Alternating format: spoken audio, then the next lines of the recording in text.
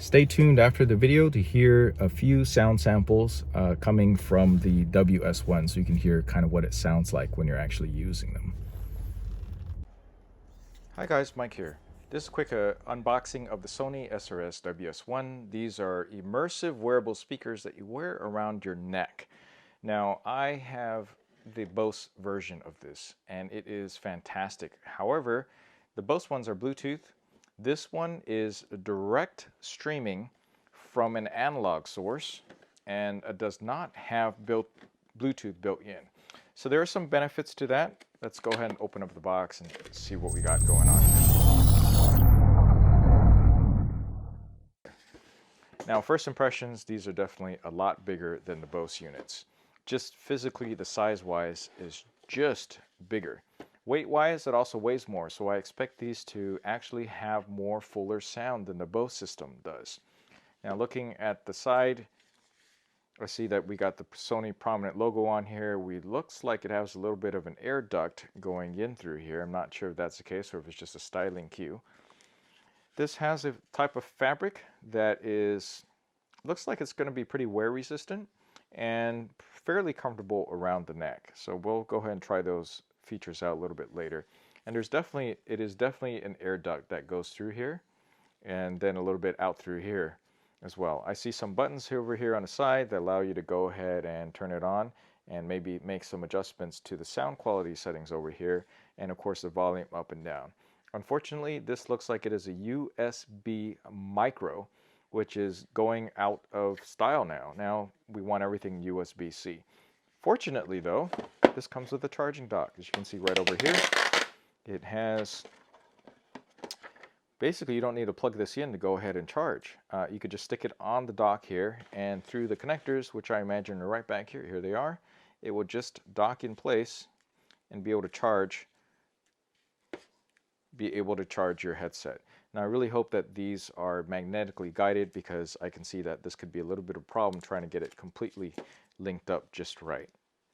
And oh, looks like, yeah, there is a magnet. So this magnetically holds it right in place.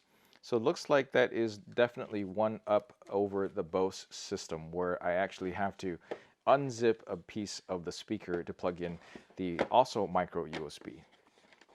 In here we have this is the main transmission. Looks like this is the main transmission little puck where you pair with your headset. Has a little reset button down here. As you can see, this does not take up too much power at all, 5 volts at 0.2 amps. And it has an optical digital input now and an analog in. Now this is going to be key because you're going to get the best sound quality from here. And also because this will not have the same delays that you would have if you use the Bluetooth version with the Bose. So no matter what, as long as I have a digital output or an analog output that goes to a 1/8-inch jack, this will stream nearly real time to the headset. So that makes this much more useful for home theater type situations or for watching videos on the go. Now, when you say on the go, you got to realize this is a pretty big hefty set. These are basically takes up the size of full-size headphones and will not, as far as I can see, does not come with a case to travel with. All right, let's see what else is over here in the box. Now this unboxing comes a little bit late, mostly because this was not available here in the United States. This was available over in Asia, Japan first, before it came over here. We see that we have a variety of cables that come with the unit, which is actually really nice. So they give you the optical cable, they give you a charging block over here. It's just a standard USB, 5 volt and at 1.5 amps. And then we have what appears to be a 1/8-inch jack to micro USB slot over there. So that if you wanted to, I suppose that you can just do analog directly into the micro USB. And so that you can use these as wired speakers on the go as well. And then we have a 1/8 to 1/8-inch cable. And this, of course, will be used primarily over here with this, not the charging dock, but actually the transmission puck. Okay. And then over here we have the USB micro cable that will then plug into this. finally, over here we have another one. So we get 2 of those. Let's take a look over here. Let's see if this is both the same. Yeah. So we get 2 micro USB cables as well. So one to power this guy and one to power this guy. And then the 2 USB adapters, they're both identical at 1.5 amps each to go ahead and use. Now it does come with a user guide, but you know, this is pretty straightforward. I don't think that there's going to be any issues getting this up and running, and I'll get over some of those details about how that works in a bit. Here you can actually charge it on the go using a USB port right over here, and just stick it right there, and it'll make a little sound that just shows that it is charging. Just does a doo-doo, and now it's charging, and you'll see a little light that comes on over here and a little light over here that's actually a little bit red. When it finishes charging, it should show a different color or just turn off completely. Hi guys, this is a couple of days later. I've had a chance to use these for a little while, several hours in fact. Battery life seems to be a non-issue for my personal use. It's hard to say whether or not these are going to outdo my Bose neck speakers or not, but one thing is very clear to me is that for my general daily around the house use, I actually prefer to have the Bluetooth, because then I can be within range of my phone at all times, whereas the way that I have to use it right now is through the wireless transmitter, which I have unfortunately found to be more of an issue in terms of range compared to what I was able to get out of regular Bluetooth on the Bose Soundwares. All right, so now that I'm in the car, the only way to actually use these is to use their proprietary cable, which as you can see is right here, and this is a 1/8 inch adapter to a micro USB. This cable is fairly thin, not really well designed, kind of looks kind of kludgy. So it's really not my favorite way to use these, but if you are out and about and you want a direct connection, that's really the only way. So since I am using an iPhone or some sort of Android device now without a headphone jack, using this usually requires that I have to physically plug this into the micro USB port like so. Click that right there, so then it kind of sits like this. So now you got this little cable running down, and then this will go right into whatever your audio output would be. And in my case, since I'm using an iPhone, I would just have to use one of the adapters that you can get separately. And of course, they have it for Android USB-C devices. Naturally, you can plug this in anywhere that you have a 1/8 inch jack. And so that gives you that flexibility that the Bose Soundware does not have without other additional attachments, such as a Bluetooth adapter. Now, as far as the sound quality, I want to say that it's comparable, but the experience is a little different because the sound actually radiates from down here, whereas the Bose seems to radiate from up here into your ears. So the Bose sounds like it's closer to you, and whereas these sound like a little bit like the speakers are in front and just to the bottom of you. So the experience there is different. The sound separation is really good between left and right because obviously these are to your left and to your right, and I didn't have any issues with that. One noticeable thing about these is that the sound has, okay, so this button right over here, turns out this button here, this rumbling button right here, this looks like a rumble, is actually adjust the bass of the unit. So you actually feel a little bit of rumble on your chest or on your collarbone when you have it turned on max. There's 3 different levels. There's a 0, there's a low, and then there's a high.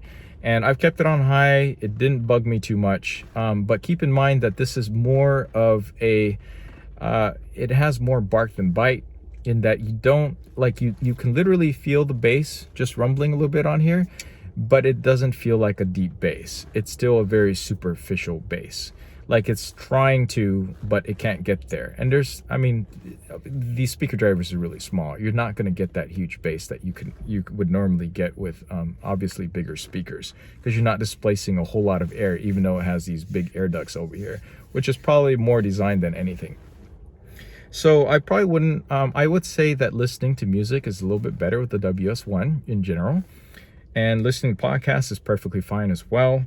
And obviously having very low latency is very useful if you plan on just using these around the house or just basically in the same room. In the same room, you're fine, even if it's a pretty big living room.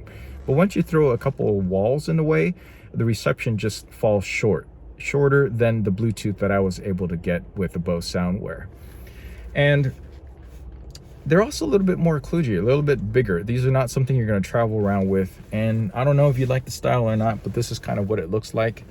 And I suppose it looks a little bit more futuristic. And actually moving around the house, because these tend to be a little bit heavier than the Bose Soundwears, it tends to not fall off my neck, which is pretty useful. So when I'm out and about around the house on the Bluetooth with the Bose Soundwears, there is a potential chance that as I'm picking stuff up from the ground or riding my Segway around, just shifting things around, doing errands around the house, that it could fall off. These, I never got that impression that that was going to be the case. So overall, I have to say, this is a cautious recommend. I can't say that it is good for everyone. I think it's fantastic if you live in an apartment and you can't really turn up your speakers, but you want to be able to have the sound that is louder without having the earbuds or headphones on top of your head. This is definitely more comfortable, at least for me, than wearing headphones on my ears all day, because I can also hear everything around. But at the same time, these are also heavier than my Bose units. And another thing is that if I'm going to be outside of that main room, I would definitely prefer the Bose Soundwears. These will easily win, though, for syncing up with the audio from your TV or any videos, because there's very little latency and you're not going to have a sound sync issue as a result of that. On the go, easily, the Soundwears are the best to go for travel. These are just too big, too clunky, and having to use this cable solution is also too kludgy, or to carry around a transmitter that requires its own separate power source, that's also pretty kludgy as well. All right, so that's it for my first impressions review. If you're interested in getting this, I'll have a link down below. Please go ahead and check it out. I'd appreciate it. And at the time of the sale, I think these were $179.99, which was tremendously cheaper than the Bose Soundwears at $300. All right. So to sum it up one more time, okay, get the Bose Soundwears if you need to travel. If you need to travel around with them, or you're moving about all the time, you want a completely wireless solution. Get these if you're going to be watching a lot of videos, because this will completely link up. And you're watching videos in a more stationary environment, or in the same room, or just within line of sight, you're okay. And note that if you need something more lighter, more comfortable to wear throughout the day, get the Bose Soundwears. If you're going to be moving around a lot, though, while you're moving around the house, kneeling up and down, picking stuff up and just placing things in places, running errands around the house, these will actually stay in your neck better than the Soundwears. All right, that's it for this quick first impressions review. Give it a like, subscribe for more, and I'll catch you next one. Hey, thanks for sticking around for the sound sample. Here I'm actually going to play Skyline by Matthew L. Fisher. This is licensed music from my iPhone directly to my headset here. And I'm going to move the headset a little bit closer to the phone so you can hear a little bit better. So I'm going to go ahead and start play right here. These don't get that loud. This is maximum. This is the distance you're having here. I'm going to move this closer, so you get a little bit of a surround feel.